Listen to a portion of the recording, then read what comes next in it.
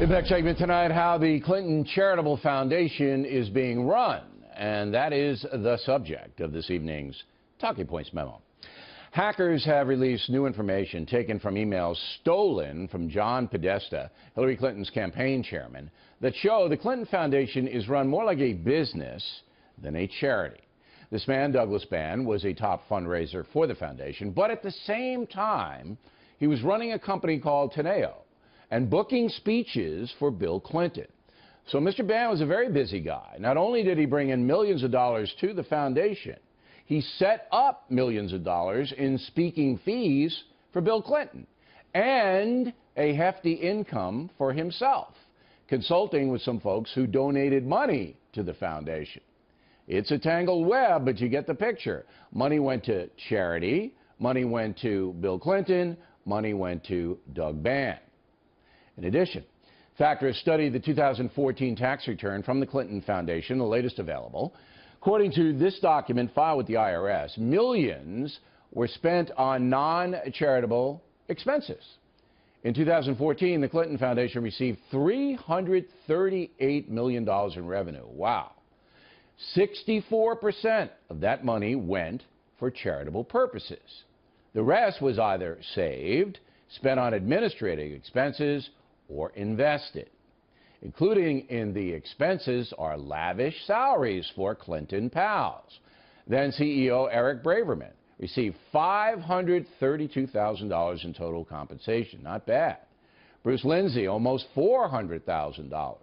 Mark Gunton, $314,000. Maura Paley, $284,000. And Dennis Chang, almost $270,000 in total compensation. In addition, Bill, Hillary, and Chelsea Clinton used private jets to fly around on foundation business. That's legal, but rare. Charities usually use scheduled airlines to save money.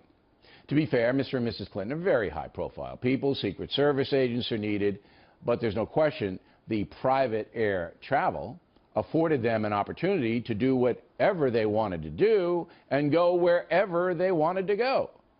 That is a huge advantage for a politician planning to run for president, is it not? Talking Points believes the Clinton Foundation is a joint venture, business, political, and charitable. The Clintons figured out how to accomplish all three things under the foundation banner. It is left to you, the voter, to decide whether that is ethical. One footnote, I run my own charitable foundation named after my parents. I take nothing. No salary, no travel, no expenses. Bill, Hillary, and Chelsea Clinton do not take salaries, but they certainly have benefited from the money the foundation has received and the transactions that go back and forth.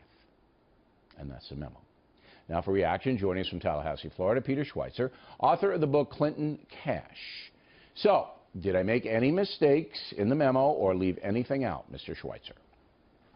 No, I think that's a great summary of the Clinton blur, as I call it, between their philanthropic, their profit-making ventures and their political ventures. I would add, however, that the critical ingredient is the fact that they had political power at this time. And there was a review done, this came out in WikiLeaks as well, a 2011 review done by Simpson Thacher at the request of Chelsea Clinton of the Clinton Foundation. And one of the things it found is that Clinton Foundation donors had, quote, an expectation of a quid pro quo for their gifts, end quote. So I think it's all related to influence peddling and the fact that these donors that were giving all this money were expecting favorable action from Hillary Clinton as Secretary of State. I have studied this, and so has my staff, and they're the best in the business. We can't find many quos, particularly from the year 2014, 15, you know, the recent. Now, you can go back with the uranium stuff. There's a Colombia, South America kind of deal here. But it looks to me that they stopped the quos. Would I be wrong in saying that? Well, I think they have suspended them because Hillary Clinton, of course, has no... In 14, we don't see a lot of quo coming back. In fact, it's interesting because why, maybe you can answer this, I hope you can, why would people going through Doug Bann giving money to the Clinton Foundation for charitable purposes, why would they turn around and give President Clinton $250,000 to speak. I mean, what's in it for them? They're giving the money to charity. Why do they have to give him $250,000? Well, I think it's you're putting money in multiple pockets. And look, in 2014, 2015, Hillary Clinton has no formal political power, but she's widely expected to run for president. Yes. And a lot of people assume she may be the next president. So you could argue that it's a down payment for services that they expect to receive once she goes to the White House. You could argue it'd be a speculative argument. Now, one of the criticisms of you, and your book is very well worth reading for people who are objective, who want to know the facts. I have no quibble with your book, but you are associated to some extent with Stephen Bannon, the CEO of the Trump campaign, because you work for the Government Accountability Institute. He stepped down as a board of directors. So people might say, well, look, Schweitzer, you know, he's got a beef against the Clintons and he's not looking at it the fair way. How would you answer that? Well, what I would say is we started researching the Clintons in 2013. We formed the Government Accountability Institute a couple of years before that. We went after congressional insider trading involving both Republicans and Democrats, leadership PACs, which I've been on your show to talk about. Yep. So we go after all forms of corruption. I would just argue that the Clintons are sort of the alphas as far as self-enrichment from politics. And we started this well before Donald Trump was ever a candidate. Hillary Clinton had announced. Right, but you have some conservative friends but that, sure. I don't even care about that. Last question. Do you believe that the Clinton Foundation is corrupt?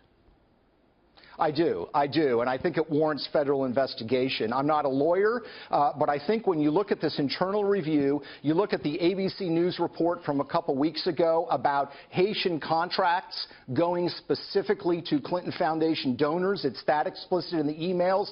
If you are not an FOB, friend of Bill, you're not allowed to compete for a contract. That, to me, is clear evidence of quid pro quo. In Haiti, yes. Yes, in Haiti. The Haiti thing is troubling, there's no doubt. If Trump's elected, it'll get investigated. If Hillary Clinton's elected, it will not. Mr. Schweitzer, thanks very much. We appreciate it.